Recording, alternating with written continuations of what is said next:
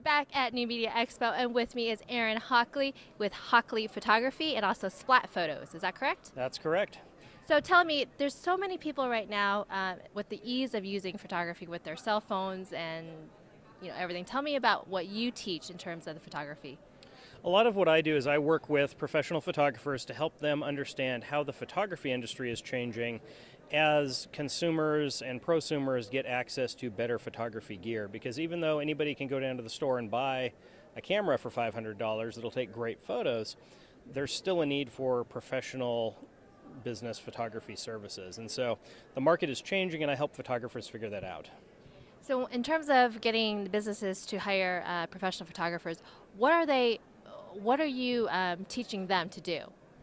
A lot of it is helping them figure out how they have to adjust their marketing and their marketing segments. So, an example would be that I do a lot of work with small businesses and startups and things like that, and figuring out that even though they're out there offering their services on the internet, whether they're using social media, blogging, their website, things like that, there's still a need for good photo services. And so, there's a place for do-it-yourself, I think, and I think a lot of entrepreneurs kind of have that scrappy do-it-yourself mindset, which is great. It helps them get businesses off the ground easily.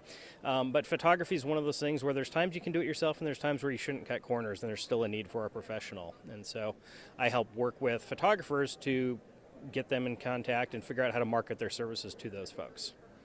If there was one tip, one piece of information that you could give out there for someone who wants a professional photo done for their website, what would that tip be? Probably what I would say would be to, first look for referrals if you know somebody that's had that done. But if you're building a website, you're building an image for your brand or for your person. And so you want to give a great first impression when somebody lands on your website. They want to be impressed with who you are and what you do. And so this is an area where I would go hire a professional. Use the internet, look around, look at portfolios of people, and it's kind of like any other service provider that you're hiring.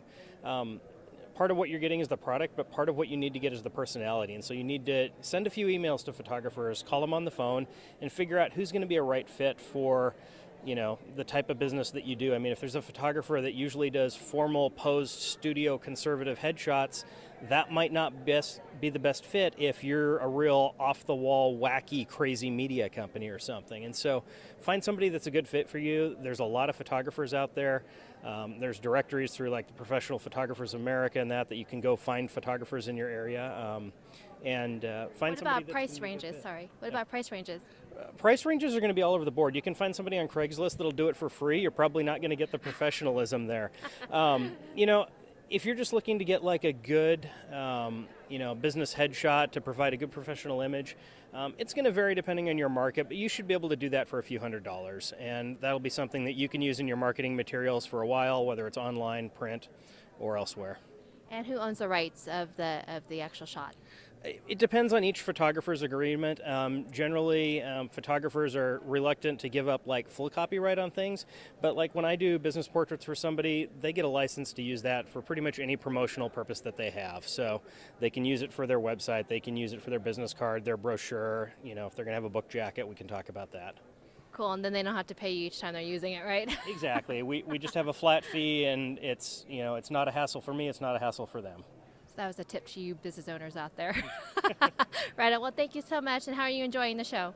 It's been great. It's always an interesting show. This is my 4th year at New Media Expo, and there's a lot of really smart business people and new media folks that I can connect with and chat, and it's been a lot of fun.